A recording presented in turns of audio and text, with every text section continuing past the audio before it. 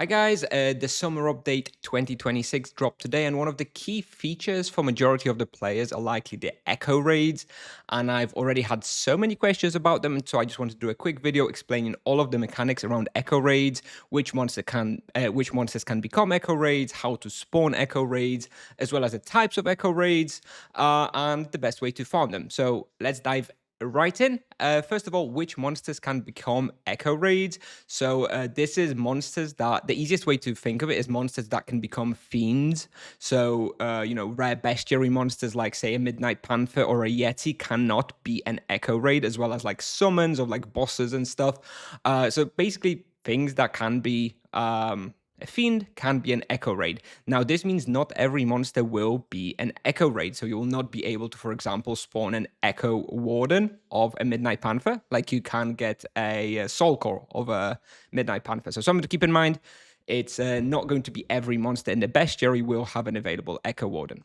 Anyways, moving on, how to spawn echo raids. There are two mechanics in the game on how to spawn echo raids. The first one is very, very easy. It has a presumed 1 in 1,000 chance. You have a 1 in 1,000 chance to spawn an echo raid whenever you kill a monster. That can become an echo raid. So you kill a dragon, it has 1 in 1,000 chance of spawning an echo raid. Very, very simple. It spawns on top of the dead body. You need to walk into it in it to trigger it. So if you kill 1,000 monsters per hour, you have approximately 1 echo raid spawn per hour. Very, very simple. The second mechanic of how to spawn an echo raid, or how they spawn, because you can't actually impact it too much or influence it, is per sub area. And this is a little bit more complicated. So currently in the game, there are 20 regions, I believe, split into approximately 160 sub areas. I didn't count exactly, but it's around 160. And what happens is at server save, whenever the servers reset, each of the sub areas immediately gets an echo raid inside it. So immediately after you log in after server save, there are 160 echo raids available in the game, one per sub area.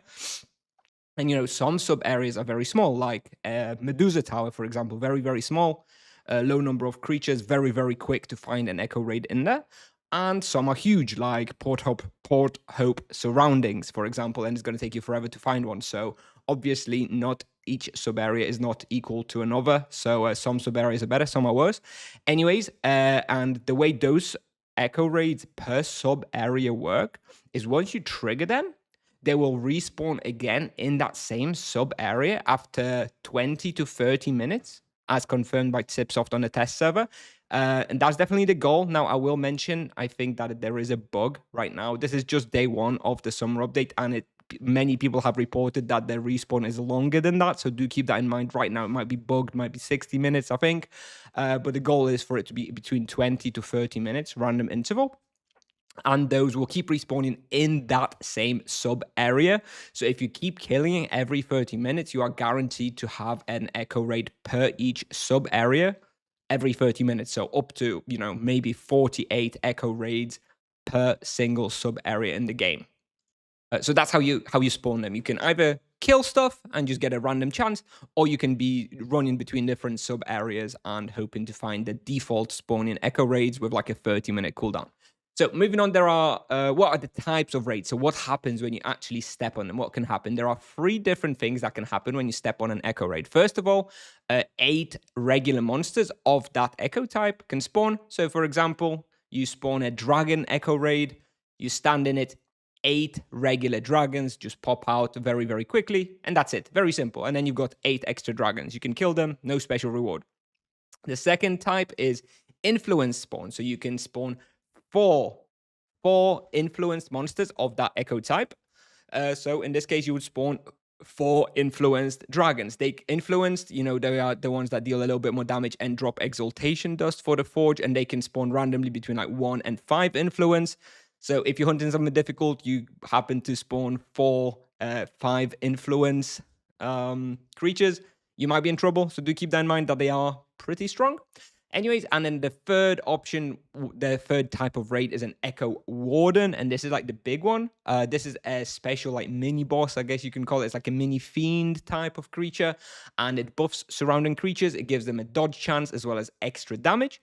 So it is especially dangerous if you trigger it while you have lots of monsters around. If you've got like a 30 monsters chasing you around your spawn, and you accidentally trigger an Echo Warden, you're going to be in trouble. Do keep that in mind. It buffs everything around, so be careful.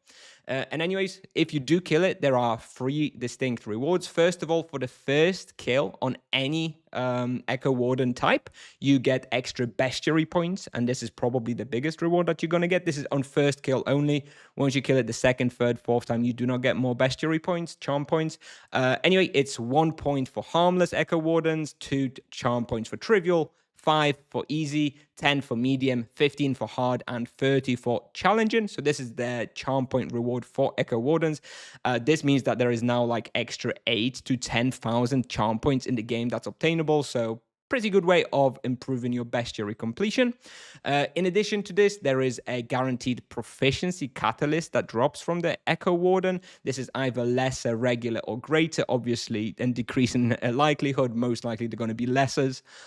Sometimes a regular, very rarely you'll get the greater one. It's a pretty cool reward to help with some proficiency grind.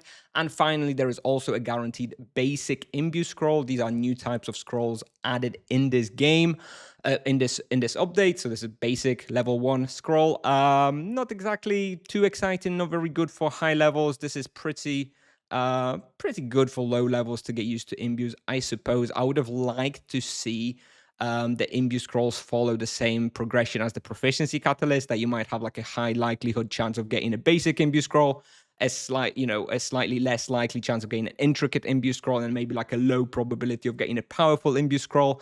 I do worry that, once you've completed the bestiary reward for the Echo Warden, you may not be that interested in the proficiency and the basic imbue scroll.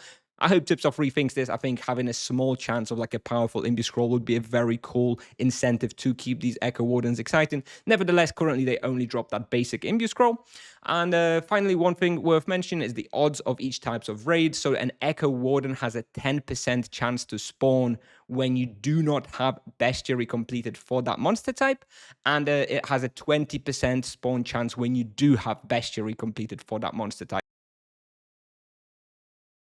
Regular kill and the 4 influenced kill, I presume to be equal chances. So if you do not have bestiary, that would be a 45%, 45%, 10% split.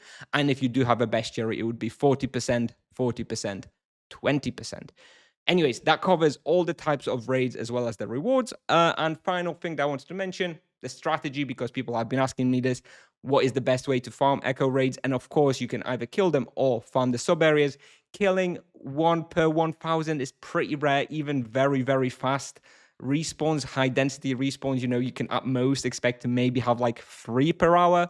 However, if you focus on small sub areas, there are a lot of them out there, and you can really start making some like laps between many small sub areas. That is, in my opinion, going to be the best go-to farming strategy for Echo raids. I am working already on something like that, on like a 30-minute lap that will cover, hopefully 30 to 50 sub areas that you can just run through and farm as many Echo raids as possible. That will definitely eventually be the most efficient way of farming Echo raids. Of course, this will rely on there not being many other people doing the same thing at the same time, so more possible on lower population servers. Anyway, that will definitely be the best farming strategy for the Echo raids. Anyways, I think this is pretty much it. This is everything I want to talk about. I tried to cover basically everything there is to cover about Echo raids. If I didn't cover anything, please ask in the comments. I'll be happy to answer. And yeah, I think this is actually a pretty cool feature. I would have liked a slightly higher spawn rate, maybe on the kill, instead of 1 in 1,000, maybe 1 in 500, and maybe the chance to get a more better imbue scrolls. But this is just day 1 of the summer update. Hopefully Tipsoft will keep looking at it, maybe make some improvements over time. Anyways, thanks so much for watching. If you have any questions, let me know in the comments, and I'll see you in the next one.